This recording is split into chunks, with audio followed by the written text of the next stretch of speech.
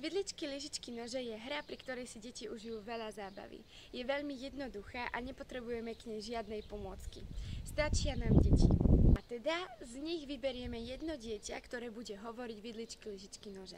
To postavíme na druhú stranu ihriska, alebo teda miestnosti od ostatných detí.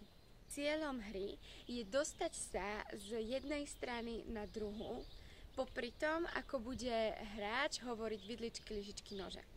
Pokiaľ sa hráč otočí a hovorí vidličky, lyžičky, nože, deti sa môžu hýbať a môžu bežať na druhú stranu do cieľovej rovinky. Ale keď hráč dohovorí vidličky, lyžičky, nože, hneď sa otočí naspäť. A keď sa otočí, decká sa nemôžu pohnúť. Ten, kto sa pohne, odchádza zase späť na začiatok.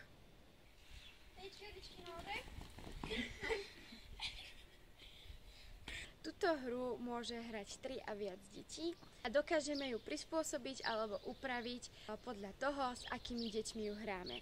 Napríklad tým, že deti nemusia chodiť úplne na začiatok celej dráhy, ale môžeme si ju upraviť napríklad tak, že pôjdu napríklad 5 myšacích krokov dozadu alebo 4 žabacie kroky dozadu. Hru vyhráva hráč, ktorý sa ako prvý dostane z jednej strany na druhú stranu do cieľovej rovinky, bez toho, aby sa pohol, keď sa bude vybratý hráč pozerať.